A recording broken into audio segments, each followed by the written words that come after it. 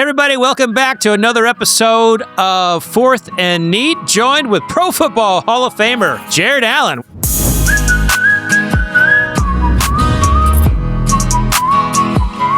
What's up, my friend? Oh, living the dream. Sorry for the tardiness. Let me just apologize to our esteemed guest over here for being tardy. Had to run pick a horse up this morning, and sometimes things come first. Yeah, so our special guest this week is Mike Garafolo, who's become a really good friend of mine through Bourbon. Of course, he's one of the great reporters over at the NFL Network. And Mike, this is just what it's like working with Jared. One day he's picking up a horse. We actually filmed an episode while he was riding a horse once, and he's been late for fixing the beak. Yeah. I mean, by the way, Mike, your microphone says we don't have a microphone for you. I'm here. I was just muting. Okay, there you go. We'll also explain to the folks that you're going to hear some ambient noise here. We are in the middle of a renovation in this house. Now, the good news is that part of the renovation is a proper whiskey shelf for your boy. Yeah, so that's going to happen right over here off camera that you can't see. We've got this little sliver of our life done, which is good because I'm back in my office. I had no office for 4 months, I want to say. I was using the Giants facility every single day. Thank you to the Giants, but that was a pain in the ass to get over there every single day. Talk about being late. There were no chickens, beaks, or horses. I was just late because there was traffic on 495 every single day. There's a bunch of chickens up in New York. Yeah, so I'm going to try to mute a little bit here and there so you don't have to hear the repeat hammering back. Yeah. That should be the name of this show, is ambient noise. That's basically what we are, Mike. We're not doing much over here except solving the world's problems. Mike, there's been some changes at NFL Network since you all have, been acquired by ESPN or Disney. I still don't fully understand it, but how did that work then? Yeah. Did the NFL section off the NFL Network and sell it? Yeah, well, NFL Media, yes. It's not done yet. It still needs to get regulatory approval by this administration. Won't be the last time we talk about this administration during this program today, from what I gather. So it could take. I mean, nobody knows really a timeline. I've heard anything up to 2027 before it happens. So we're still operating as independent NFL Network. It's funny to hear you say, I don't know how it works. Neither do we. We're going to find out. And they had a league meeting recently in New York, and a couple of league officials were coming up and saying, so, you guys going to work for ESPN? I was like, I was kind of hoping you would tell us that. I don't know how it's going to work. So all I know is, from what I gather, ESPN is very excited to acquire us. They love the NFL. They love the NFL content. If we operate sort of like, how there's the SEC network that is under the ESPN umbrella. Yeah. I believe it'll be something to that end. But I know that they're excited about football. How could you not be? And we're excited to continue to provide coverage. So I just know whatever happens, like you and Ian have become two of the most employable personalities when it comes to reporting things. You guys are so good, especially when you all are together, Thank you, pal. I appreciate that. We've got our little dog and pony show, The Insiders, every single night on NFL Network. So the news drives it, and the news never stops. I mean, it's you guys are grinders. You want to talk about grinders? I don't think people realize that. Like, obviously, knowing Jay Glazer over the years, and obviously being in the league, you get to know a lot of the beat reporters. You know a lot of guys. I mean, for the people listening, like, Mike's job is to find scoop before anybody knows about it, right? Like, to be an insider. So the relationships you have to have with that.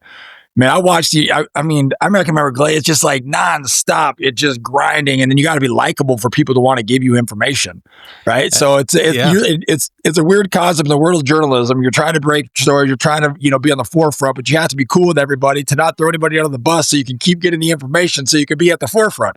But you guys do a great job at it. I got a lot of respect for you guys pushing stories and keeping the storylines of the athletes and what's going on for the fans and the forefront. But yeah, you guys are grinders. You guys. We had some Jared Allen scoops along the way. Ken Harris, your agent, did a great job of keeping us. Oh yeah, Ken loves you. So he loves you guys. So you're one of the trusted few. Ken and I, as a matter of fact, I'm going to take a picture of this right now and send it to Ken. Ken and I now, most of our communication is about his fantasy football team now. So he's, we're oh yeah, he's totally a, not. I think Graham Gano was his last player. I think Graham just retired. So he's living the good life. Yeah. So we're awesome. trading. Who should I start? Who should I do here? Who should I do that? I don't know if he's in a big stakes league. I unfortunately can't be, but I do it for pride. Matter of fact, the league that I'm in, I started covering the Giants for the Star Ledger back in 2004. The league that I'm in is the remnants of the Star Ledger, which is some people from NJ.com, which is now what the Star Ledger has become, and some folks that have spread throughout the industry.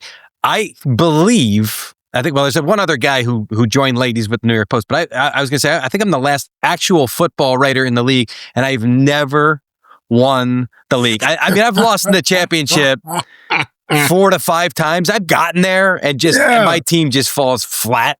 And it's just like they love to rub that in my face. So maybe this is you're doing better than me. I literally don't even know how to play fantasy football. People are like, hey, you would play this? I'm like, sure, I don't know how to do it. It's like, as Fred can attest, when he came to this podcast, he was like, you want a podcast? I was like, Fred, here's the deal. You set up everything. I just have to show up and run my mouth. I don't know how this thing works. I don't know. I'm a Neanderthal when it comes to technology, that kind of stuff. But I think it's funny. You got an agent and an NFL insider trying to win fantasy football together. Yeah, and getting smoked by accountants and teachers. Yeah, so you got to wonder, like, who's their inside scoop to get the details, right? Yeah. Sometimes you know too much. Sometimes you're too close to it. And it's just sometimes you got to run with the gut, Mike. You just got to go with your gut. But I will say, back to Jared's original point about Ken just replied. He laughed at the picture I sent. The insider world, there's too many of us now. There's a lot going on. And it used to be, when I started in the business, and this is back when you're talking about Jay used to, clean people's clocks with some scoops. The scoopage. Scoopage. You'd have a story in the paper, and nobody could react to it for another 24 hours. Yeah. So you got to squat now it's like 24 seconds. That's what I was going to ask you, actually. Like, so with the advancement of social media and stuff like that, with actually more information readily available, it actually makes your job tougher because your sources don't become as important. I'm using air quotes over here, obviously. But like you said, everybody has access to almost everything. And so it's really, so how did you adapt from being a journalist, reporter, reporting on the, being one of the local beat writers for the Giants, to this world of just mass information and deciphering all that? Yeah, I got good advice from Jason Cole, who covered the Dolphins for the Miami Herald years ago, and then went national. He's working for Yahoo and a few outlets. And as I actually made the jump from the Star Ledger to USA Today first. And he said, you're going to feel like you're standing on a waterbed. You're not going to know which way to move. It's going to feel like nothing's solid underneath you because you're going from one team to 32 teams. And what you think is big now, and I remember him telling me, and you'll appreciate this as a defensive end, Justin Tuck at the time was like the guy with the Giants. Yep. And he's like, Justin, he said to me, he goes, nationally, there are about 50 players, and you were probably in the 50 at the time. There's about 50 players nationally who matter. And he wasn't being trivial about it. He's just saying, like, there's only the average NFL fan, knows their team, but outside of that 50 guys. He goes, and Justin Tuck is borderline. And I was like, borderline? Like, when this guy speaks, we're all there at the locker waiting, and nationally he's borderline, and he was right about that. I mean, so it was a big transition. It's still a transition that I struggled to make. I also, when I covered the team, I loved the story of the 53rd guy on the roster. Loved it. Yeah. And that doesn't work nationally. So a lot of things have changed over the years. We're still adapting. We're still working with it. The business is ever in flux. So let's say that still applies today. Is Shedeur Sanders in that 50-person nationally conversation? Yeah. And it's not based on depth chart or snap count, or it's based on name recognition and personality, right? Person and sizzle, and it's he's got that for sure. And anything he does and says for quite some, I mean, he's like Tim Tebow, right? When Tim Tebow was a third string quarterback in the league, and yet still one of the most important guys to get the information on. That was one that he signed with the Eagles. Glaze had that scoop years ago. Yep. So it's It's not based on, like, there are great football players that we hear all the time. You guys don't talk about this guy enough or that guy enough. Yeah, I know. I understand that because it's just how the public works. And we try to, along the way, inform. And the beauty of NFL Network is we only do football. So we can have, whether it's the Insiders or Good Morning Football, in about a half an hour, I'm going to do an interview with Creed Humphrey, the center for the Chiefs, who's a fantastic player. Yep. If it was another outlet that I worked for that didn't do all football, we don't have the time for that. But we get the chance to really get in and learn some of these guys around the league. Well, I think, to that point, angry runs, the thing that Kyle does, that doesn't exist anywhere else. I mean, he's literally given a platform to he may have saved the running back position in a lot of ways. Well, that is Saquon Barkley. What Saquon Barkley did last year reminded everybody the importance of the running back position. Yeah. And now you're seeing the running back position get scrutinized, or offensive linemen getting scrutinized. I watched a little bit of that Raiders game.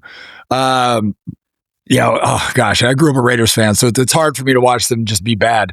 But and to hear them talk now about how the running back doesn't have the opportunity to do this because of X, Y, Z, but you really realize the importance, like I did when I was playing, to be balanced. That's what I love about football, and most sports, but sports will go through ebbs and flows. But the nucleus of the game doesn't change, right? Like, to be successful, you have to be balanced. You have to be able to run the ball. You got to have a legit tight end to throw the ball to, and you got to have a quarterback that can at least manage those situations, right? And so, for me, it's nice seeing that. The recognition of having a very, very fundamentally sound, potential, game-breaking running back, pull that off. Because I can remember playing with Priest Holmes, Larry Johnson, Adrian Peterson. I mean, these dudes were changing games, and from the running back position, and it believe it or not, when you get into those 4-minute situations, you grind people out. It's a fundamental part of football. So I'm excited to see it come back, and you guys giving them I think one of the things, first with Kyle and the Angry Run segment, I did ask him at one point, because the NFL has become more aware of, head injuries, the effects of concussions, and how to handle them and deal with them and change the game and change the rules. And I said to him, did you ever get any pushback at all on this? He's like, not once.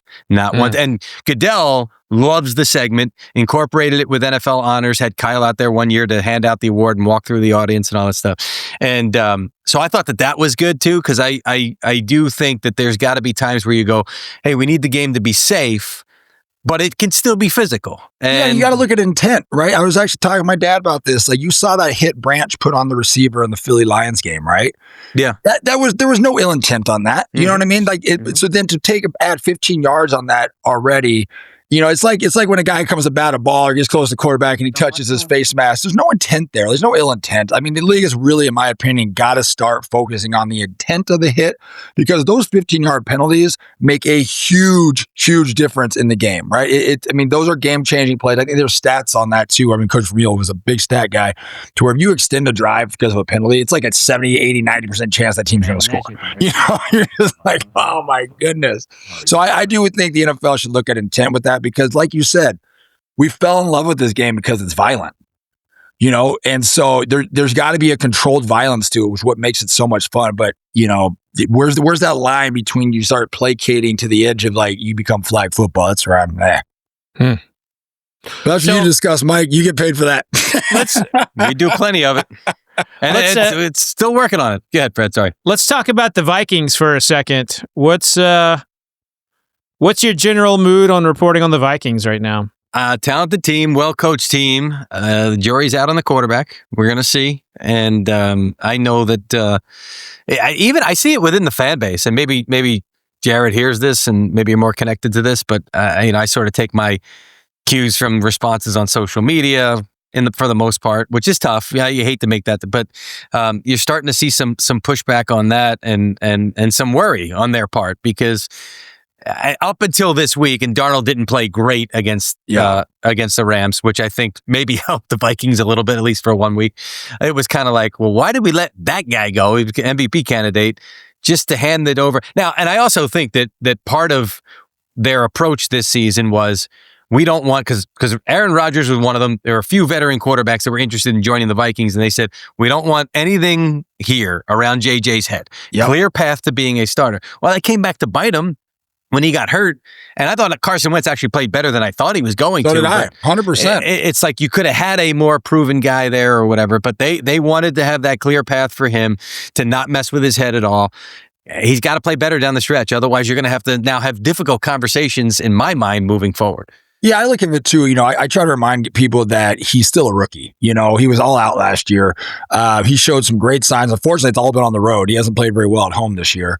On the road, he's won some big games. You go and beat Detroit in Detroit. You go and they'll come back against the Bears like that, and you see how the Bears are playing. So I try to give him some grace in that standpoint.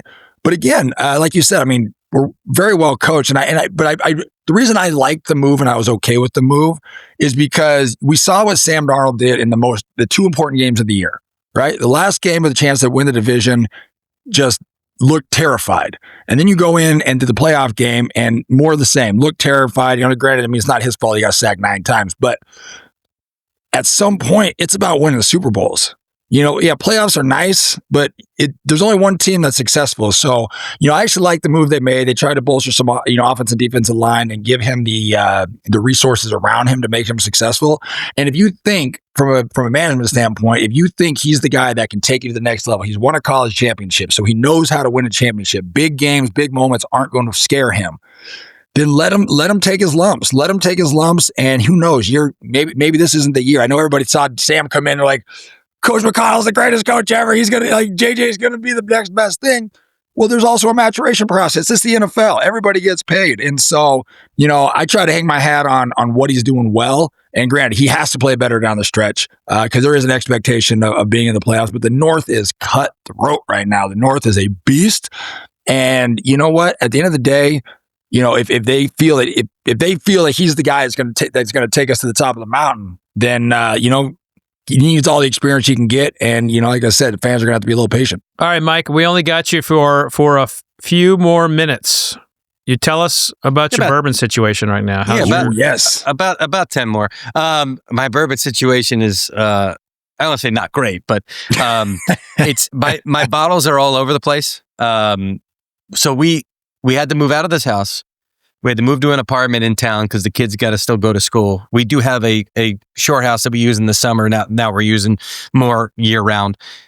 So there's some down there, and there's some, that's a mess now down there because this stuff was moved down there. So it's like I've got some in the shelves down in the basement that we have there, some upstairs where I like to keep them, some in the apartment. I don't think there are any in this. Like if we may come across a box here, we're like, oh damn, I hope I didn't have this stuff here damaged or whatever. So they're kind of all over the place. Bottle light. Yeah, they're kind of all over the place. It's also like, it's not, again, I'm going to have this room here with some chairs, a whiskey shelf. I don't think I'm going to put a TV in here. I want to get back to one of my New Year's resolutions for this upcoming year, I think, is going to get back to reading books, which Bourbon Curious made it to the new year, of course. Yeah. Of course it did. Love that. So I want to get back to like having, so it's not been great lately. I haven't been buying anything because it got to the point where it's like I had to move all these bottles around. I'm like, holy shit, how many bottles do I have? Yeah. And it's like, don't you dare, because I don't have anywhere to put them anyway. So I'm sort of like trying to tap into my existing inventory, which you probably should do in the first place. And then the family starts realizing like, hey dad, how come you have so much bourbon? Like, I got a little bit over here, my wife had always said to me, you have too much. I'm like, that's asinine. Who would have too much? There's never too much. And now, when I had to move, because I wasn't, the movers were not touching them, right? Like, so I had to move them myself. And the boxes they're coming out the bottom of the box. I'm like, I'm going to drop 6 bottles in the middle of the street here. So I got to the point, I was like, dude, you have too much. So I'm trying to eat into it, which is great because I'm rediscovering some things. I was like, oh yeah, I remember when I was so excited to buy this. Now let's drink it. Yeah. Well, Jared's got a brand coming out now, so he's joining Peyton Manning, Charles Woodson, and a few others as former players that have bourbon brands. Yeah, we got a full rides coming out. We're going to release the blend we made for the Hall of Fame. We weren't going to release it, but we had such good reviews, feedback on it that we're going to release only 228 bottles. Probably around the 1st of December, get that out for the holidays. And then we have our 115 proof being released. That's a 122 proof. We got a 115 coming out in January, waiting on Berlin Berlin's the worst glass company in the history of the glass world of glass. They're going to hear this now and say, "Oh, well, it's another week now." That's fine. They didn't. They cost me more time. They cost me an entire O&D. So they got their money. My stuff's on the boat. So we'll figure it out. Awesome. Well, congratulations. That's great. But yeah, that's why I'm delayed. So I'm like, I got to feed people when they want something. But I'm excited for the 122. Funny though, Mike, is that a lot of these former players had consultants and all of these people like buying it for him. Jared just calls up random people and takes his own meetings and is doing his own thing. It's like, if you've got if you've got like if you take a look at Terry Bradshaw's team or Charles, they're so far removed from the actual acquisition of the barrels. Jared's over here doing deals for like, I got 13-year-old Kentucky bourbon here, mingling it with some Ohio bourbon. It's like he's so involved. Honestly, that was been our whole philosophy. We were going to let my buddy and I who started this, we bought a few barrels from MGP back in the day because we were like, why not? And then those started. And then Fred's the one that actually, ruined this for me. I let him. He was like, "Man, you should go to market with this now." So we created our own blend with MGP, and we were going to let it age to 10 years. Well, we got to about 8 years, and it was a 4-grain. We ended up with a 4-grain, and Fred was like, "Okay," and I was like, "All right, I guess we got to release this." We only had 500 cases, and so then MGP started falling apart. So I ended up, my rep from MGP went over to Middle West. So they brought us up there to Columbus, and I was like, man, their juice is actually very similar and actually has a better flavor profiles at a younger age. And then so our blender from MGP kind of came over as well. And so we literally went up there just to figure out how eventually we were going to blend our MGP barrels into our Middle West, barrels, as they aged up. And he's like, "Oh, here, try this. Here's a 13-year-old Kentucky." And I was just like, oh my gosh, you just introduced a freaking nightmare. And he gave me all these he gave it to me from 115, 122 to 136. And I was like, it just kept getting better. So then all of a sudden now I'm like, well, okay, now I got to go buy a whole bunch of barrels of Kentucky, 13-year Kentucky and try to scale that down. So now I got something stupid. I don't know, like 2,000 barrels or some crap like that. And so, but we've always decided we're just going to let the juice lead the way. And so we run everything in small batches. We're very hands-on. We're not afraid of aging it. We will source when we have to source. We'll blend what we have. And the greatest part about being over there with Middle West and our co-packer and stuff is, they just bought Old Elk. So now we got access to that juice too. But they're flexible with us. So it's like, they're probably wanting to sell us a bunch of new fill. And I'm like, excuse me, Ryan and team, any more of that? You got any 15-year back there?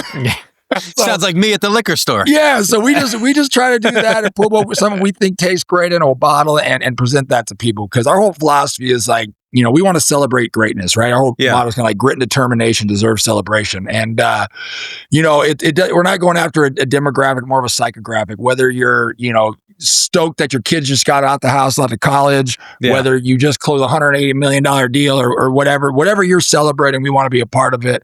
Awesome. And so that's kind of, just trying to get back to that whole, grit, determination and drive, be motivated people. So it's been a fun process. I'll get you a bottle.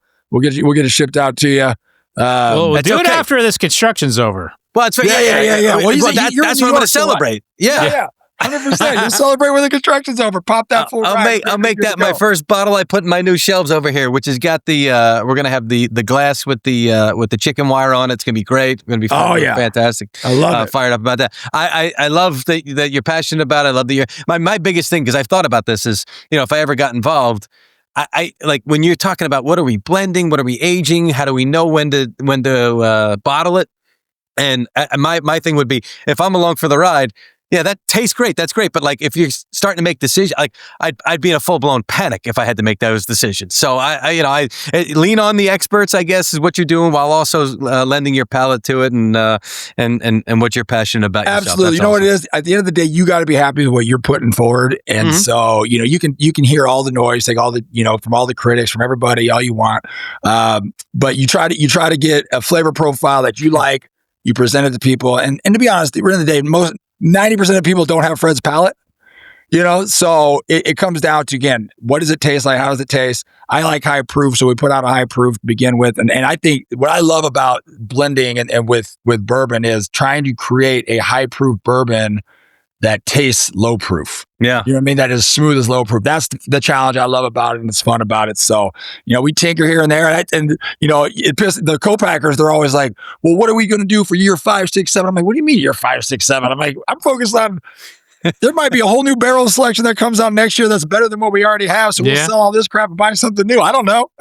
We'll figure it out. I love that. I love that attitude. Such a defensive end mindset too. One play at a time. One play at a time, baby. Well, Mike, hey man, I know you got a jet. Thanks for coming on. I hope to have you back, and you send us some pictures of when it's all done, and we'll send you some bourbon. Sounds great. We have to have you back to talk aliens. It's kind of our thing. Yeah, we had so much more to dig into here. So I'll tell you what, I will because I got to do this interview. But once this is posted, I'll just watch the rest, just like everybody else. I'll be along for the ride. Before you go, do you believe in aliens? I do. Yeah. Okay, there's step one. Oh, just leave. We're having Mike back. Yeah, but I've got questions, right? Like, who doesn't? First of all, you do the math. Okay. Oh, I love how you're bringing math into this. We got him reeled in. How could you not? Like, the number of possibilities. But my question is, like, if they travel here, wouldn't they be more like? Wouldn't they land in the middle of Broadway? I got the same questions. Like, why is it so secretive? Right. If they're abundantly and everywhere, why is it so secretive? Yeah. I got questions. Yeah. I got questions. There's some people with answers, some people not. That's the journalist in me, Yeah. Well, dude, there's a new documentary coming out. Supposedly, high members of the government. Marco Rubio is supposed to be a part of this. Okay. Verifying that there is a race, that there is alien technology, there is that there has been something, and that the world is racing to try to break down this technology, because whoever does will rule the world. Yeah. I don't know. We'll see. Could be theatrics, could be real. On that note, be disappointed with your normal football interview. Jared and I are going to talk conspiracies. You got it, guys. Can't wait to dig in on it, and can't wait to be back. I appreciate you having me. See you, Mike. Thank you, sir. All right, so let's go ahead and dig in at Jared here. You sent me this article. I'm looking at it now. Explosive new documentary probes 80-year global cover-up of UFO secrets. This comes from... Reportings from Fox News as director Dan Farah interviews senior officials who claim to have seen craft and non-human bodies. What's your take on this? I'm going to watch the documentary. I just thought it was literally, this popped up on my, my news feed on my phone right after you sent me. We were talking about how Dr. Schwerlo's episode was like the most watch of our episodes, right? Yep. And this pops up, and I'm like, oh my goodness. Like, they keep dropping little nuggets. It was like COVID was like, UFOs are real, right? You got a bunch of, high-ranking officials in the military and pilots and stuff like that talking about, we've seen some crazy things out there. Now they're straight up saying they have like extraterrestrial life forms in custody, and we're running tests on them. And there's high-ranking, like, current members of government willing to testify to this. I don't know. Is it AI generated? Is it fake news? I don't know, Fred. But or is it a distraction? Is it a distraction from something else that they want to do? I don't know. Going back to the thing of faith that we always kind of bring up, right? I'm not as open as you about my faith, but I'm Catholic and very much believe in Catholicism and Christianity, and some of me is like. If I follow my faith here, this stuff ain't real. It's a distraction of something else. I don't know. Yeah, I don't know. Now, when I go to the Bible doesn't say there's not aliens. It just said that, we derived from Adam and Eve, that, God is the overall creator. So I guess you could take the counter argument that he created more than just us.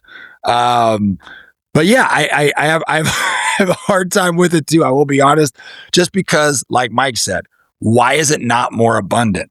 Mm-hmm. Why is it not just bam, here we are? Like, where are they hiding? How did we find the one? Well, if you go back to the Dr. Swerdlow interview, right? Well, they're hiding in plain sight. They're among us. Which, by the way, for our listeners on Spotify, that episode was banned by Spotify. and it actually we just got it back. So after we contested it, Good work, Fred. it happened to have came back the same time that they released this news about the documentary. I see what I'm saying. This is where I'm like, maybe Hollywood is the aliens. And they're just releasing us nuggets. They're just that's very plausible. Sense. Does it not? Yeah. They call it Holly weird for no reason. Yeah. Oh my goodness. That being said, we got some more to look into that. I'm really enthralled by it. I'm fascinated by it. But I still go back to that priest's commentary that the reported alien sightings seem nothing more than to be demons. And that has stuck with me. I see there agree with that, because I do believe in the spiritual realm of the battle of good and evil, and the Bible does say there are angels and demons amongst us, right? So yeah, what if that's what that is? But again, it's the part that gets me that they're admitting that there's an 80-year cover up, that they have a physical being of it, and then if they have that, why has anything else tried to come and retrieve it, right? And why has there had been intergalactica? What is the battle or whatever they call it? Battlestar Galactica going on, and so yeah, it's like, I don't know. They drop these nuggets, but there's not the follow up, right? And then how did we just find that one specific one? Is there a bunch of other crashes that we didn't find? I mean, how do you trap an alien? What kind of bait do you use? It's like, can you eat it? Can you, actually, Jared, I'm laughing because this all sounds ridiculous, but they keep putting it out there. Your mind is going to I wonder if I can rope it. Can I rope it with my normal rope? Do I need a special rope? And now it's like, man, all those things you saw in the National Enquirer might have been real. Yeah. Well, so, let's who go. knows? But we're going to watch the documentary and find out, and then see what kind of crap storm that stirs up. Speaking of crap storms. Yeah, let's get into it. So you got a letter from President Trump. I did. I'm going to read it. It says he's got the wackiest signature of any human I've ever seen. That signature is I don't see how it's a Donald Trump in there. But anyway, he writes, Dear Jared, I am so pleased to congratulate you on your introduction into the National Football League Hall of Fame. Throughout your legendary 12-year NFL career, you remained humble and ascended to the top with grit, poise, and relentless determination, both on and off the field. Future generations will remember you as one of the most dominant defensive ends of all time. You are a testament to the value of hard work. Not only have you achieved football immortality, but you have done so the right way, leaning on your steadfast faith and using tremendous influence to make a positive impact on the world. You are a class act who represents the very best of our great nation. The First Lady joins me in sending our best wishes as you celebrate this momentous occasion.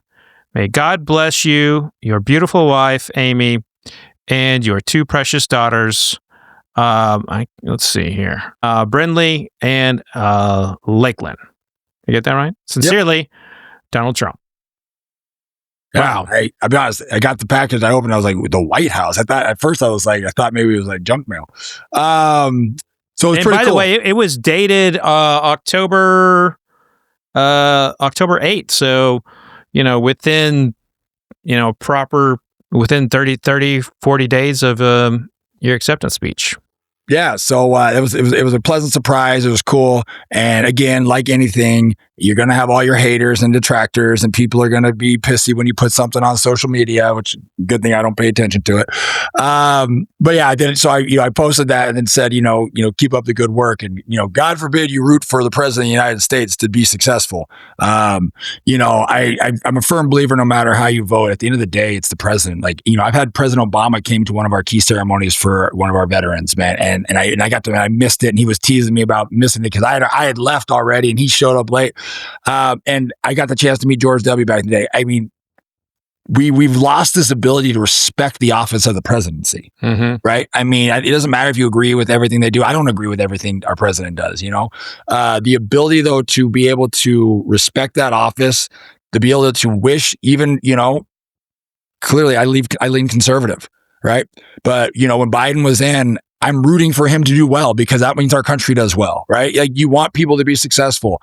The infighting needs to stop. And that's what it is. But people all of a sudden, it's such an inflammatory name. You bring up something and you see the vitriol of people come out. So we kill them with kindness. I know Amy keeps your Instagram. You didn't borrow the phone to take a look.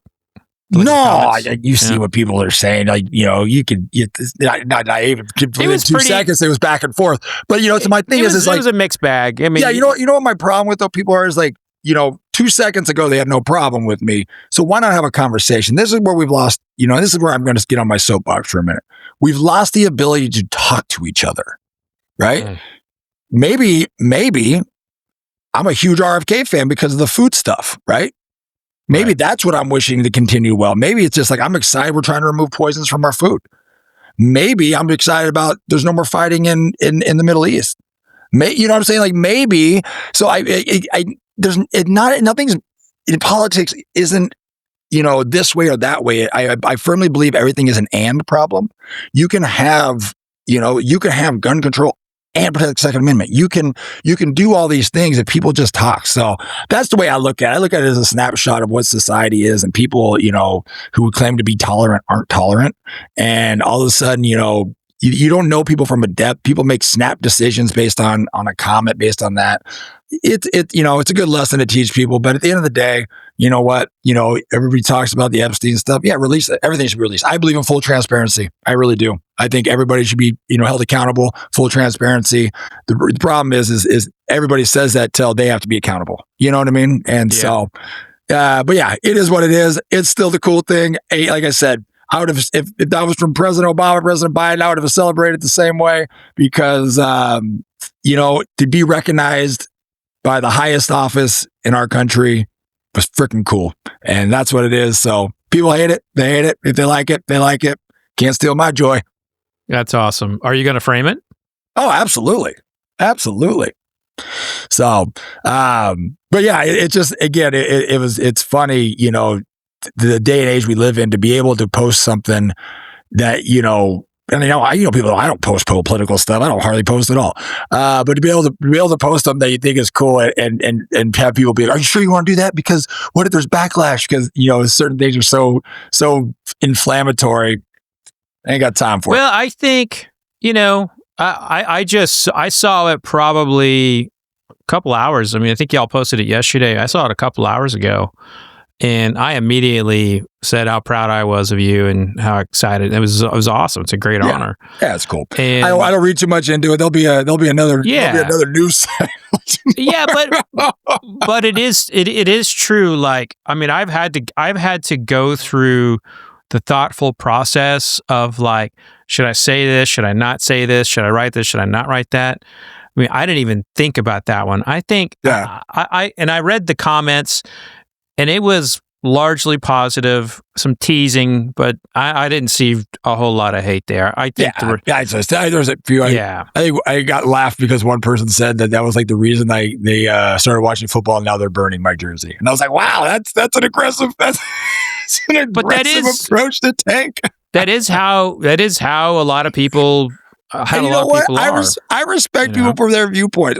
All I ask is people have conversations, right? And realize, like, again, I try to view the world. I really do. And especially, to be honest, as a Christian, it's tough because there's a lot of Christians that are very divisive and inflammatory and don't want to, I literally reading in Matthew the other day, and they were, giving Jesus a hard time for eating with tax collectors and sinners. And he said, I didn't come to save the righteous. You know what I mean? Yeah. Like, you can't spread God's word. You can't share love. You can't create unity unless you get outside of your box and your comfort zone every once in a while. So I look at things like as a team. When you have a locker room with 53 alpha males, right?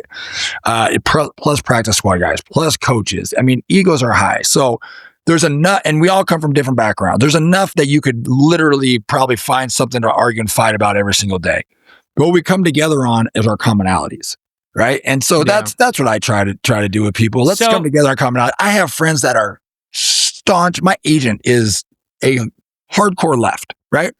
People that work for my foundation are conservative, they're liberal. It doesn't matter. If you have a good heart and you're willing to have a conversation and we can come together to do good for others, like, I'm in. Let's get back to a world where, we don't have to be that way. I know everybody's divisive. Yeah. But at the end of the day, there's also, here's something that, you got an advanced copy of my book, you read it, you blurbed it. Thank you for that.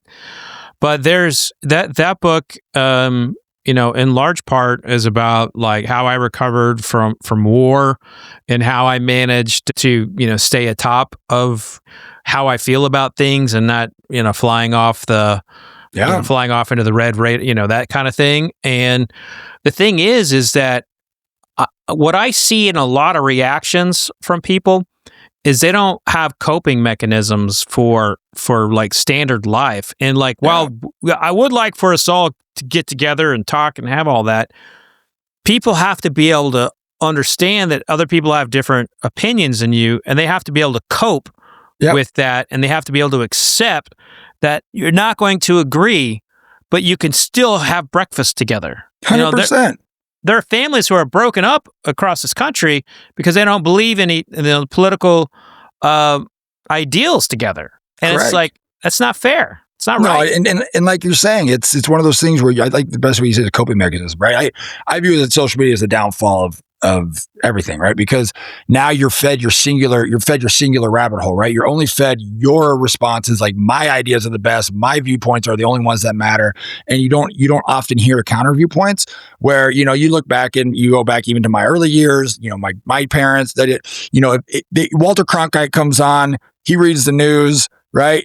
Then you have dinner, parents, grandparents, cousins, aunts, uncles arguing over what political position. But like you said, at the end of the day, we're family, right? You're right. At the end of the day, you agree to disagree. And that's where we've lost the ability in this country, is to agree to disagree. And like I said, agree on our commonalities, debate all you want. That's what's great about this country. And that's the other thing is, I don't mind comments, you see people turn comments out. I'm like, it don't matter. That's what this country is built on, the ability to speak your mind. If that's how you feel, that's great. But here's the deal. You should also have to respect everybody else's ability to share their feelings too. But I think your coping is great. And I think the military is a great example of how this world should act, because as you know, you have to serve a commander in chief, no matter whether you voted for him or not. Right. And I know a lot of military guys, and they don't always like the commander in chief from the standpoint of, or agree with them philosophically and politically. Right. But guess what? They're still willing to lay their life down for this country, based on the commonalities that we all believe in the Constitution of the United States, right? And I saw a guy get Article 15 for that's basically where they take away like half of your pay if you do something, you screw up, they take away half your pay, potentially, right? I saw someone get Article 15 for talking negatively about Bill Clinton in the late 90s, and that was a big deal. And today you see these soldiers come out and like get on social media and say they're against this and that. I'm like, and then they get canned, or they lose their rank, or they get arrested, and people, complain about them. Like, y'all, soldiers do not have freedom of speech. They're in a completely different set of rules than civilians. That's the other thing. I think people forget there's limits to everything, right? Oh, you know what I mean? Like, the same way when people were protesting in the league and all this stuff, and people couldn't understand why the league was coming down, or why fans would get pissed off, because the NFL at the end of the day is entertainment, right? And it's a privately owned company. And a company has the right to set the rules and standards of which its employees will operate under, right? As long as you're not harming, there's obviously certain rules. But people forget that, and they think like, oh, I can just do it. And you're like, dude, you can't just show up. If your job if going to court as an attorney requires you to wear a suit and tie, and you walk in some board shorts and flip-flops, they're probably going to kick you out and make you go get properly addressed. Like, so there's limits to things you can do. There's rules. There's areas. There's times where you should be as vocal and free speech as you want. There's also times you just got to hold it together and do your job, right? And like you said, I think sports and military are a great way, and it does, and it teaches you coping mechanisms. It teaches you compromise. It teaches you the ability to work with different personalities. And sports not so much, but obviously the military. If you don't have the ability to find a way to get along and to coexist and train, like, it could be life or death. You know what I mean? If you're worried about your brother having your six and his different political views than you, then there's bigger issues. You know what I mean? I mean, you guys have to fundamentally trust each other with your lives. And I know that sounds extreme, but I really do think if we could get back to some of those ideas of, not everything is my way, your way. I don't like to use the word gray area, but there's and issues, right? You can do things and have this. You can have freedom of speech and treat people kindly. You can protest and still support the betterment of the people, right? There's all these. Anyways, I can sit on my soapbox forever. Oh, sorry, I can sit on my soapbox forever. And but at the end of the day, hey, I thought it was cool. I put it on social media. Some people didn't like it. That's your right. Yeah. Don't hate you. Still love you. I mean, it's just, it is what it is. Like, you can't make everyone happy, and that's part of it. But I mean, I think it's a huge honor. Happy for you. And I will say, I was shocked, he didn't throw a little number in there about your curling, because, like, I mean, come on, Freddie. I'm over here just, shooting like 90% at the first ever Grand Slam of curling in the United States. I mean, bro. That's I don't know my curling, but I know that's good. Yeah, and did you not see me snap that broom? That's weight. I'm putting weight on that broom. I'm not gonna lie, that was terrifying, Fred. I was absolutely terrified.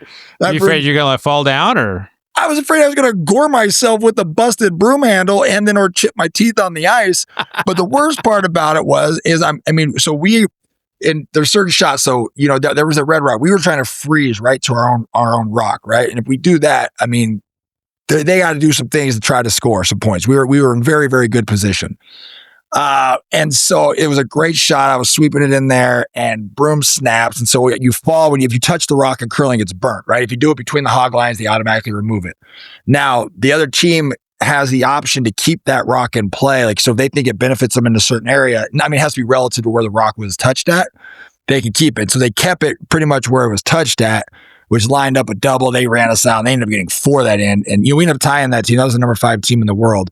We lost to them by literally this much in a shootout. But man, it was so much fun. I haven't curled competitively in over a year. And so to be able to go compete with, my teammates who, Johnny Morris is a 2-time Olympic champion. Dude, Wayne Maddaw is, probably the greatest curler ever. Jason Smith was a 2010 Olympian for the United States, and longtime teammate of mine. So to be able to go out there, curl in Tahoe, and in the first, first slam in the U.S. and not take last. I think we finished 13 out of 16th. I was just like, yeah, we got to win that tie, and man, I had an absolute blast. Yeah. So I've got some big news. I'm going to be calling my first actual sporting event for ESPN Plus this week. I was wondering if anybody was going to pick up on why we had Mike on. You know what I mean? Like, you're slowly making your world into sports broadcast. You're going to be like a play-by-play. Are you doing color or play-by-play? I'm doing it all. Like, it's wrestling. Wrestling doesn't get Are you going to use like your play-by-play and then like your commentary voice? Yeah, I might. Voices? Yeah, I'm also thinking of like, do I have some like, ooh, that's a chill filtered move right there. Yeah, what's your tagline going to be? I don't know yet. Oh, that's a classic Fred Minnick call. Did you not see how he called that double? You see that? Man, he called that high crotch well. Yeah, that was a smooth high crotch. Did right up into a claw. Well, I'm excited. I'm excited for you. I am too. So it's a duel between Bellarmine and Northern Illinois. It'll be on ESPN Plus this Thursday. I'll be watching it. I'll be watching from my phone. That's one thing I do like the ESPN Plus deal. You get to watch some like a whole litany of different sports. Yeah, so I'm excited for that. Yeah, you could like. So I know your daughters play volleyball. Like I started like when I'm waiting on a duel. I'll start watching volleyball, and I'm like, I really get into it. I'm like, wow, this is fun to watch. Dude, the athleticism of these ladies is insane. I mean, the way they jump, how hard they're hitting the ball. And then the technical side, just because obviously my kids play and I've helped coach a little bit, you start to understand the technical side of how the immense skill it takes to be able to place that ball exactly where you want, move your feet, get in the right position, and the way they are swinging. It is impressive to watch these. And some of them are 6'2", 6'3" plus. But even, do you think that's because women have better shoulders than men? Like they have more mobility? Like, cause I've noticed in jiu-jitsu when I'm rolling with with a woman, like I can't tap them on like a Kimura if I have a Kimura on them because their shoulders are just like more flexible. Yeah, women tend to be more flexible. I think part of it is too is it's like muscle structure, right? People forget like a lot like fighting, jiu-jitsu, muscle being too bulky is actually a deficiency, right? It obviously takes more oxygen from you, stuff like that. I mean, I think a lot of it is just the natural athleticism, the coaching, and the elite status. And there's so many girls playing this and starting at a young age. And just like anything else, when you have the right mechanics and technique, and then you take somebody that's got a wingspan, and they're just ripping and whipping their elbow, snapping their. I mean, it's impressive. You know what gets me is when I see them hit from the back row. Wham! Yeah. Oh my gosh, terrified. One of my daughters plays middle blocker too, and so as she gets older, I'm like, ooh, God help you, girl. She's get up there, get strong hands, hands. Well, it's also volleyball is a sport where it's like I think there's a fine line where they all want to fight each other. They feel like they get very tense, and they're like, you know what? Let's throw down. But it is weird because can you imagine playing a sport where like before each one you're standing like there's only a net separating you? Yeah. I wonder how much crap gets talked. We got to get a volleyball player on. One of my old trainers, Chip Smith, he's the athletic trainer for the professional team down in Atlanta. And I think it's the Vibe or something like that. We'll have to get him on and get his take because I hope there's some trash talking. Like, I would just stare at the other person like this, like. Is that how you used to look at it? Silence of the Lambs action, like. Is that how you used to look at the like backup offensive lineman that would replace someone? No, I would just tell him how bad he was. Yeah, I didn't follow a lot of my advice about coming together under mutual understanding back then, Fred. I'd turn around, like, "What's your name?" I'd be like, I didn't even see your name on the roster. I'm like, "Oh, okay, cool. Good luck." That's horrible, but also it's the game within the game. Oh, if I can get you thinking about me. It's on. I love it. We'll have to get into some more of those later on. But man, this was a good episode. Welcome back home after a strong week of curling and buying a new horse. My goodness, it's been busy. Yes. The horse thing was exciting. I've been waiting on my buddy. You remember JD is at his place roping and his son Trey. So they were at the World Show out in Oklahoma City with some other friends of ours. Competing and obviously their clients theirs as well. And he'd mentioned he had a horse for me potentially in November. And, and crazy part is my other horse, I sold one of them. My other horse has been just outstanding lately. So he calls me, he's like, "Hey, send me videos." And my buddy and his wife are calling me like, "Dude, this horse is amazing. It's awesome." So watching him, Trey's been riding on him, showing on him all week. And so he was like, "Hey," and so I was like, so I kind of, told him where I was at and on price wise. So he calls me, he's like, "Hey, this is what we get it for. You want it?" And I was like, "Yes." And he was like, "How far?" He's like, "You want to come to Oklahoma City?" And he's like, "Or hold on." So he calls me, he goes, "How far are you from Evansville, Indiana?" I was like, "A couple hours." It's like, "All right, I'll give him to Evansville. I'll have someone give him to Evansville for you on Monday." I was like, "I guess I'm going there Tuesday morning." Nice. So yesterday I told my dad, I was like, "Hey, by the way, we got to go to Evansville, pick this horse up." We'll get him on the podcast. We'll get the horse on the podcast. I like that. Yeah. And then to get to know. By the way, speaking of horses, dude, Tough. You saw Tough Cooper. Yeah. He won the Hondo. Let's go. He went down there and won the Hondo in the tie down. So he wants me to come down to Texas and see if I can remember how to calf rope. So I'm going to do that. And hopefully we get some footage of that for all of our viewers here. So, that just means like good things happen to those who come on the show. I mean, again, I'll be honest, Fred. When I saw that article about the documentary about the exposing of the 80-year cover-up of aliens, I'm like, what are the odds? We started Conspiracy Corner as a joke, as a game, and just a fun way to get our guests into a different, fun, laughing, joking personality space. So our viewers can see the lighter side of people, right? And get them outside the realm of what they're known for. And now we're just, it's like fact coming from fiction. It's just, I don't know what to do. Take it on legs of its own. We should watch the documentary while we're drinking the beaver butt juice whiskey. Oh, I think that one they're going to keep. That one they're going to keep. If I go to my grave at a ripe old age of like 127, I know 125 is like, imagine like 123. That'd be kind of dope to live to like 123. Maybe it would be cool. And never drink castor gland.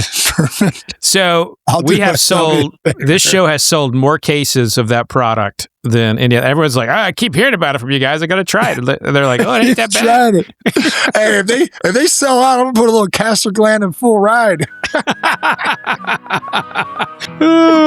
On that note, everyone, it's been another great episode of Fourth and Neat. Thanks for tuning in. Like and subscribe. Tell a friend. Jared, see you next week, brother. Cheers.